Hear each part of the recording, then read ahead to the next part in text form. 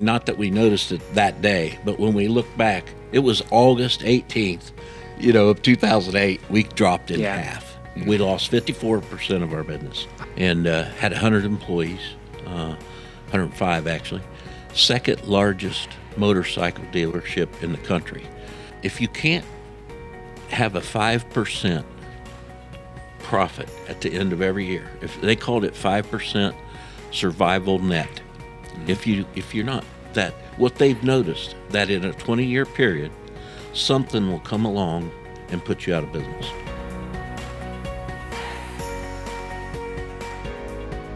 Hey everybody, welcome to another episode of the NextGen Strategies Podcast. Joining me as always, Mr. Tyler Davis, and we are here really excited today in Springfield, Ohio. Joining us today is Shawn Bowshier of Ride One Powersports. Shawn, welcome to the show. Yeah, thank you. Yeah, very excited to get started here. Awesome. Well, if you can't tell, I know some of you might be listening on Spotify, Apple Music, wherever you might be getting your podcast. But for those of you watching on YouTube, we actually are here in the showroom. There's a lot of really, really cool things in here. And, I was joking before that, as the single guy that doesn't have any kids, this is a nightmare for me because I might be walking out of here with a new jet ski or something. So this could be bad. This could be bad. But Shawn, thanks for joining us today. I think, for our listeners, there's a lot of different things we want to cover, a lot of stories of growth. And, Shawn has been at this for a while. And so hopefully we can get some stories, probably share some laughs. And we're looking forward to this episode. So Shawn, would love to just hear a little bit about, first off, who's Ride One and what do y'all do here? So Ride One Powersports, we represent 10 manufacturers now. We've got all the Japanese, which is Honda, Yamaha, Kawasaki, Suzuki. And then we added Can-Am, probably 5 years ago now, which is on and off-road both. We've got both sitting here. Plus we've added the Sea-Doos and the Switch pontoon boats. So, yeah, it's a lot of fun. I'll tell you all the different stuff we've got. Is there something that's like your personal favorite on the floor today? Well, it just depends whether it's, on the dirt or on the street or in the water, Yeah, that's true. Yeah. It's so easy to, every time something new comes out, Yeah. So you kind of grew up in the automotive space, correct? How did that kind of lead to where you're at now? If you want to go way back, my grandfather came here in 1936. Okay. Started working on cars and selling them and Christmas trees, believe it or not. He sold Christmas trees for 50 years. That's kind of where I started. I remember like 13 years old selling Christmas trees. That's cool. But, I was in the car business forever, and I loved it. I couldn't imagine doing anything else. And Dad had got involved with a store down in Warner Robins, Georgia. And so he said, hey, come down here, help me straighten out some things. And so I was living in a hotel for 10 days and coming home for 4. And my wife with 3 kids was sitting up here, And so I knew that wasn't going to work long term. But through that winter, it worked. And in the meantime, the general manager here at it was Competition Accessories back then. Sure. And he was a good friend of mine. And I'd never been in the store before. Okay.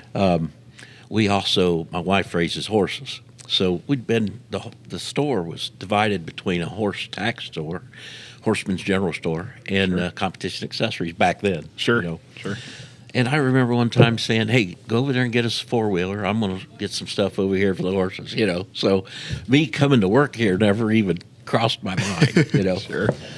But Tim Pritchard, he was general manager at the time and son-in-law of the guy that started it. Okay.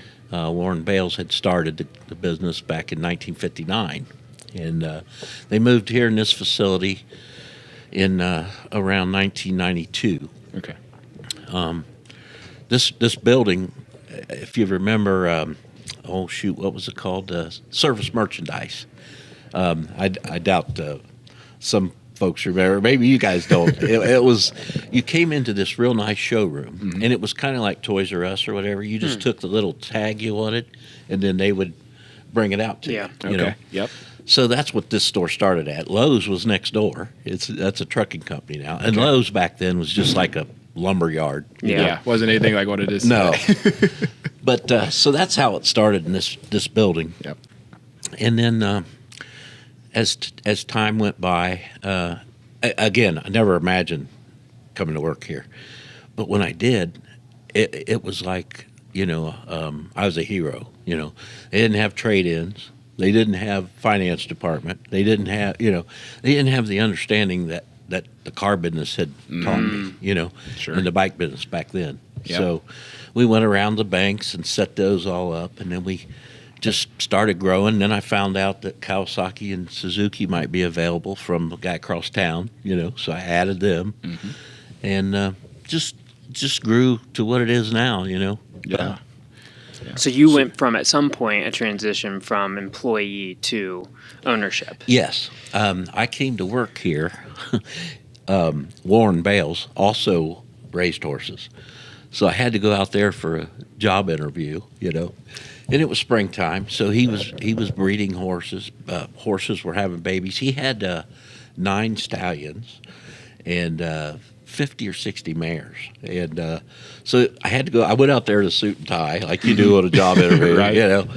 And so then eventually laid everything on a bale of hay and started helping him, But 4 hours later, I had the job, and so I was hired as the general manager of the retail store. Okay. And then they had a large mail order business back then, which built from crazy. So I came to work here May the 2nd of 1996, and by 2001, we had grown from $8 million a year to $38 million in sales. Wow. And had 100 employees, 105 actually. Second largest motorcycle dealership in the country. In LA, oh gosh, I can't think of the name of it. Chaparral. They were the biggest. They had done 40 million that year. We did 38. But so it just brought a lot of problems. If my local customer came in for a set of tires for his Goldwing or for whatever, we had them yesterday, but we sold them, we had 64 guys on the phone upstairs answering for parts. Wow. So you had that mix of Right. your parts orders plus what you still needed for my retail store, for my sure. retail customers, Yeah. And so both of us were having pains. They didn't want to sell motorcycles for 10%, and because they were making more margin on parts. Aftermarket. Yep. So anyhow, we decided to split it in two. That was in 2001, and so I bought the retail store, and they rented from us in the back for 7 or 8 years, which worked out great. Yeah. But so that's how it evolved. And then competitionaccessories.com sold 4 different times over a period of time, and over the next 14 years. The last guy that bought it sent me a cease and desist letter Oh, gosh. to shut down Facebook, Twitter, Instagram. There were 8 of them listed because I was using competition accessories, which the agreement we made, which we were all friends, Yeah. Sure. back in 01. Sure. And the only thing that was out there was the website. There wasn't any Facebook or any of that, And I had agreed not to use the name competition accessories in the retail store, So, I mean, other than the retail store. Right. Yeah, nothing online. Right. So anyhow, I went to my attorney. He said, "Yeah, he's right, Shawn. You can't do all that, So, in the meantime, we had bought a store in in Hilliard, Okay. and named it Ride One Powersports. And so we started a website, kind of about a year before all this started going down. So, I hated to change the name. Competition Accessories has been around 50 years. At that point. So, but that's. So what was that? I'm kind of curious, because change names again. I'm coming from the marketing side. There could be a lot of things that could go well, go bad with that. You had kind of a brand. What was that like? Just that process for you and making that determination. It's going on. 11 years, and I still feel feel it. I still call it competition. My customers come in and say, "Hey, how you doing? How's competition?" Yeah. Sure. So I don't know. Once you have a brand like that, that you ever get over it. And I don't really understand like metadata and all that stuff. But the guy that sent me that letter, he said, "Man, you're so intertwined into our metadata that I don't know that I can ever get rid of you, Springfield, Ohio, in the Springfield, Ohio location." Yep. But so that is hard. Yeah. So now today, fast forwarding. So talk to me a little bit about kind of like what your business model is now. Like what are the core things that you're selling, and then maybe some other things that maybe aren't necessarily on the show floor. Okay.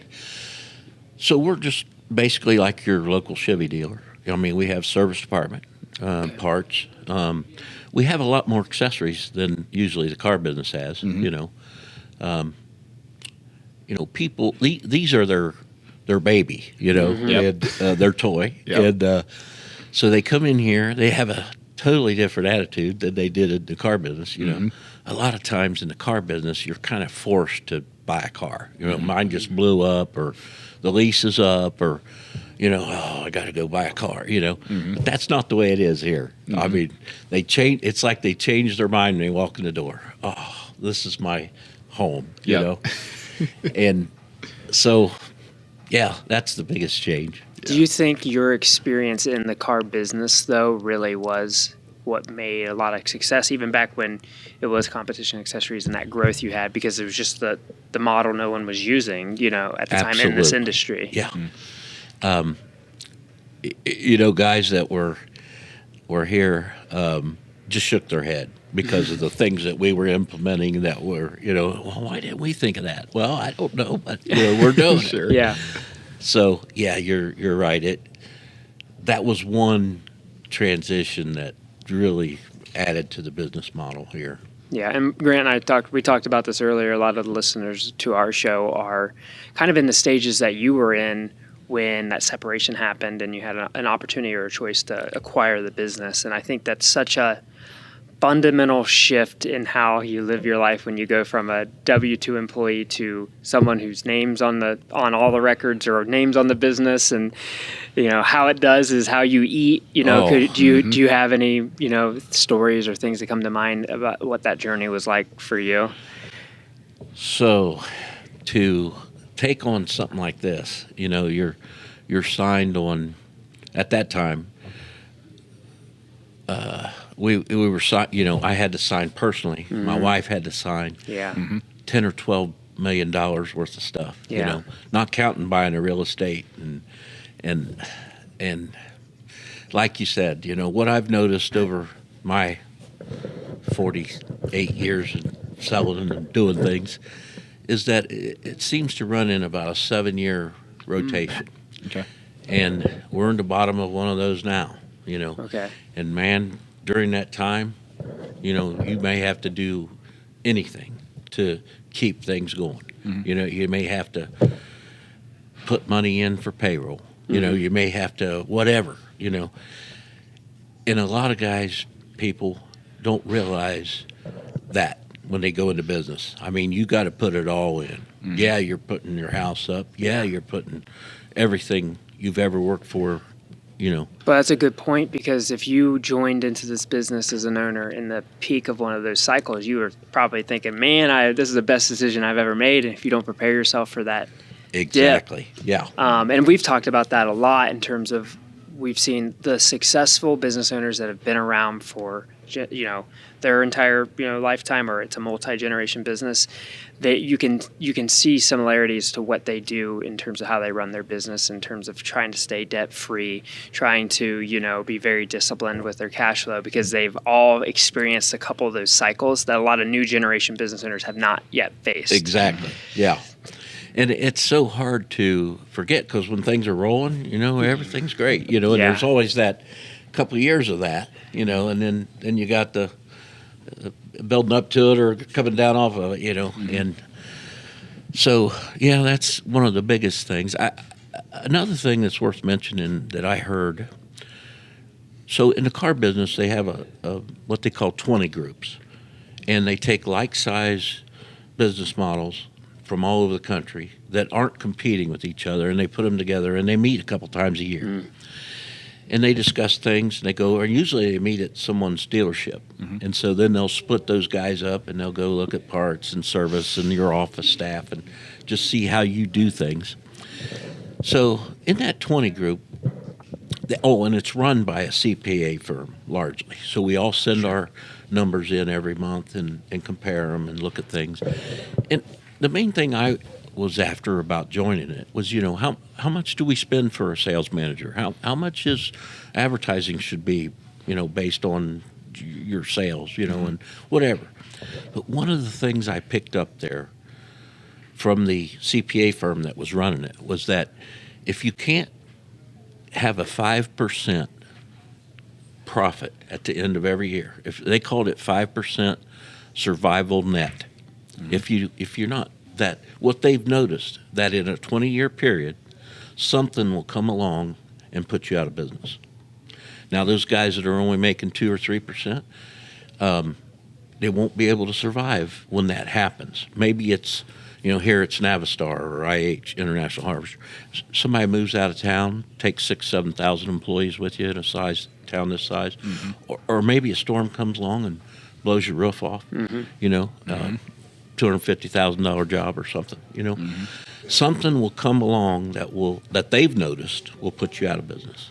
I thought, man, that is so good to know, Yeah.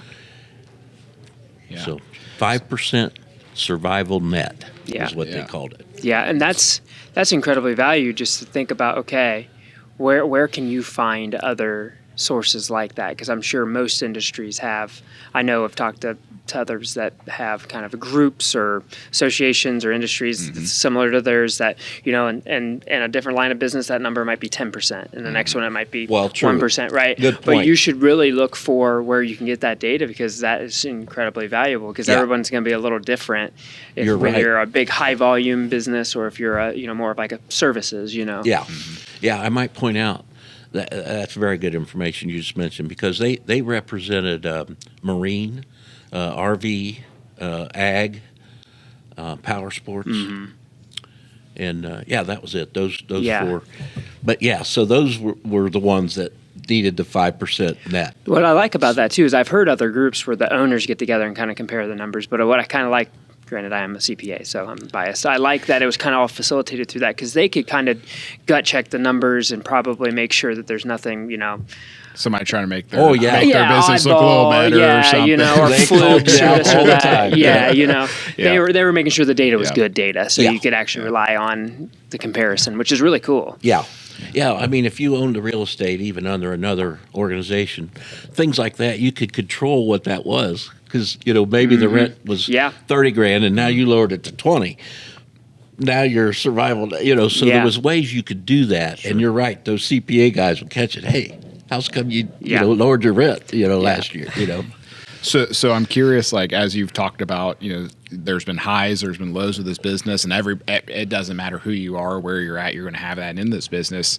Did you have some, times over the years where you've thought about like, man, this was like, that was a low point, and boy, did we get through that? And any stories there where you were like, boy, I'm proud that we were able to do what we did to get out of that? Well, there's multiple stories like that. Yeah, sure. So, there's my grandpa. He used to say, "It's a great life as long as you don't weaken." There you go. And I thought, you know what? That's so true. And Sure. so you just got to work your way through it. Sure. One of the things that popped into my mind when you mentioned that, though, was your ability to evolve. We didn't have these big side-by-sides 10 years ago, They were little golf cart kind of things, the Kawasaki Mule or whatever. And so even these Spyders or a different brand, over the years I've seen where I would get rid of everything except Honda. And then 08 came along and we had to make changes, and Honda was such a big wheel, it was hard to get any changes. Next thing you know, they dropped to 3rd or 4th in the store, and the new brands came in. Can-Am, for instance, we took them on and they shot right to the top of the manufacturers we represent them. So Yeah, a lot of our listeners may have not experienced what it was like in 2009 and 10. And I can't imagine that this industry didn't suffer dramatically from that, because this is discretionary income spending. Oh. So did you feel like you just had to pivot to where the market was in any way possible during those times, or the how'd biggest it thing feel? there, I had right at 52, 54 employees. We went to high 20s, like immediately. Yeah. I mean, not that we noticed it that day, but when we look back, it was August 18th, of 2008, we dropped in half. We lost 54% of our business. Wow. And it never really came back. It wasn't like we just had a snowstorm and didn't do any business for 2 weeks, So, yeah, you're right. A lot of folks didn't go through that. Immediately, the personnel, which is, of course, always a big expense, was where we cut. Yeah. Yeah, it's like a lot of people we talked to are like, well, let's talk about COVID, and COVID there was a lot that happened with COVID, but the benefit of what COVID was is it took like 6 months to get out of it. Exactly. And that period you're talking about, I mean, that was years of building back up just to try to get a glimpse of what it was before. Right. Yeah. I'm always curious. Now you were talking about some of the CPA on the money side. I'm always curious, like whether it's this place, whether it's car shops. Like I feel like there is a lot of like art and science that goes into how you set up your display rooms and like the customer experience. So I'm curious, like from just because I nerd out on this stuff, like maybe what are the different experiments you've done over the years, or maybe if there's a little bit of secret sauce, not too much secret sauce, but maybe a little secret sauce of some things that you've seen successful, just understanding like layouts and product assortments and things of that nature. Yes. Yeah, we do. I think the biggest thing to do here is we move things around. You might find dirt right now up on the stage and in the back of the store there, but we'll move that, and move something else up there and move things around. And even our customers, that are regulars, they'll come in, oh, you moved, you did this or did that, So yeah, you just keep it fresh. And it seems like that's all I do all day, really, is, Play musical chairs with equipment. Well, or why did you leave that broom in front of the, no, this is either put a price tag on that broom or get it off the showroom, So It's a good point, though. You said it is when you come to these places. It's been a long time since I went to a Powersports implement dealer or whatever, but when I came in, it kind of gave me instant nostalgia of when I was about 10 years old and we went in one and I got my first little Kawasaki four-wheeler. Right. And there's an instant nostalgia of the smell. And then I'm looking around, I'm like, oh, look at all this stuff. I'm getting excited. Yeah, you get excited, right. And this is a guy who hasn't walked in and bought something like this ever as an adult, but I just remember being a kid and that experience. And there's a lot to that. I got to tell you a little story about that. This was 2 years ago. I was standing over there in the showroom and a family come in. It was just a kid, about 4 years old, a boy, and then his mom and dad. And so he walks up to where he could see the whole store, and he just stopped. And he's looking around, and he went, yes! And I thought, that's how we feel every day, Yeah. Yeah, very cool. Well, I'm sure like we're talking about a little bit of the customers and stuff and like, where they come from and just that experience. And I'm sure, I'd love for you to maybe talk a little about like the importance of like being customer focused and maybe some things you've done in the community and just how, being a part of the community deeper than just the door that they walk into for, a commodity. Yeah. I never turn anybody down that comes in and asks for something, like if they're doing a fundraiser or they need, something for giveaways or whatever. And over the years,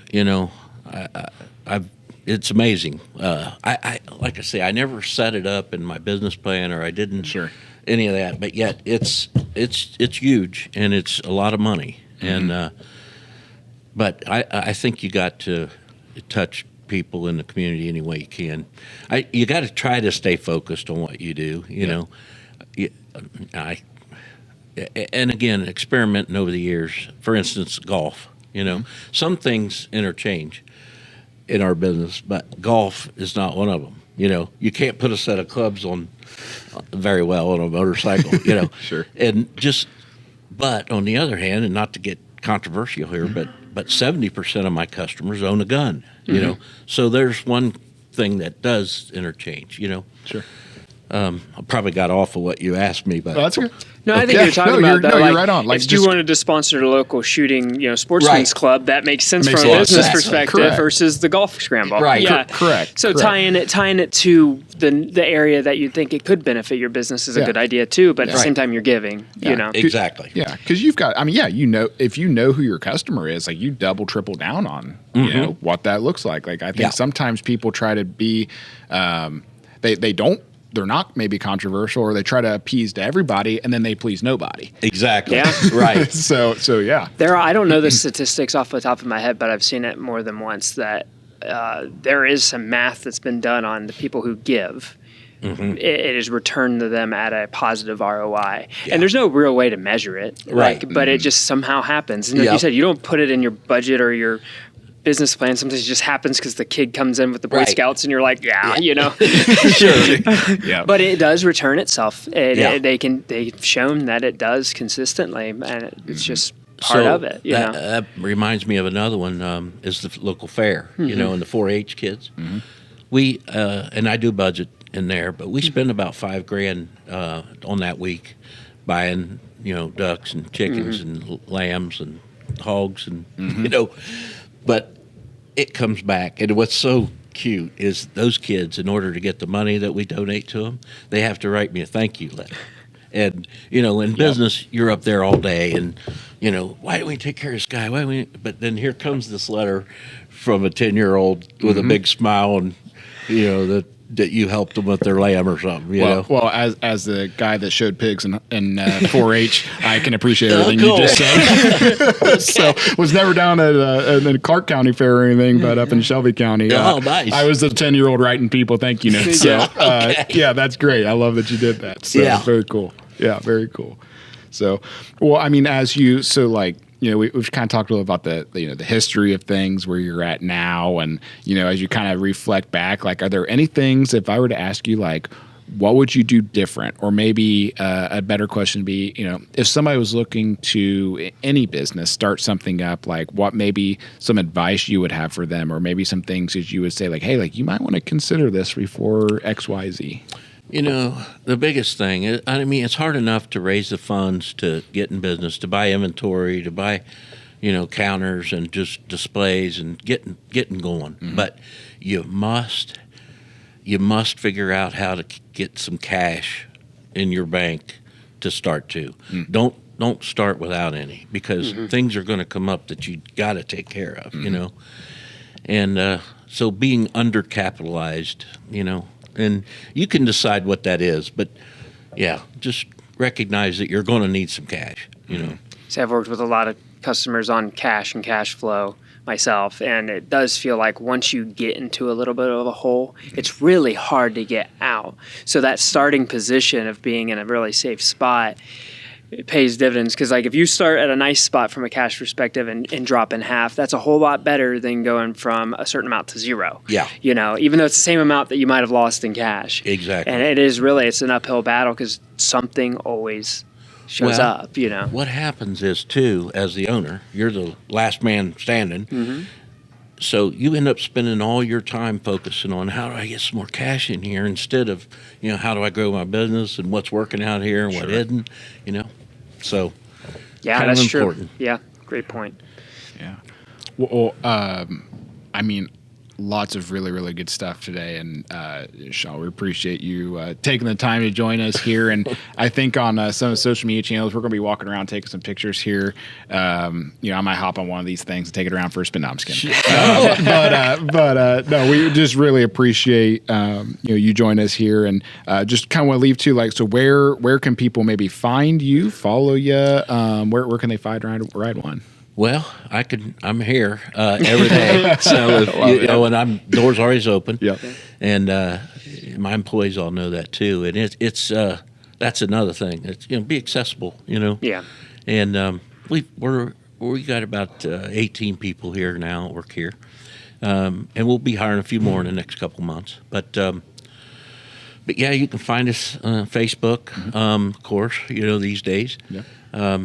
we're on I-70. We back right up to it. Exit 54, Springfield. You know, that's our advertising line. We can see you on the left when you're right at the exit. Yep. You're right off the side there. So, you know, at one point my advertising budget was about $200,000. It's not that much now, but back then it was, you know, prior to 08. Yeah. And I thought, you know what? I would give up all of that money to never give up my location on I-70. Yeah, being so close. Yeah, location's a big deal. Yeah, and you know what's so sad, and it happens every day.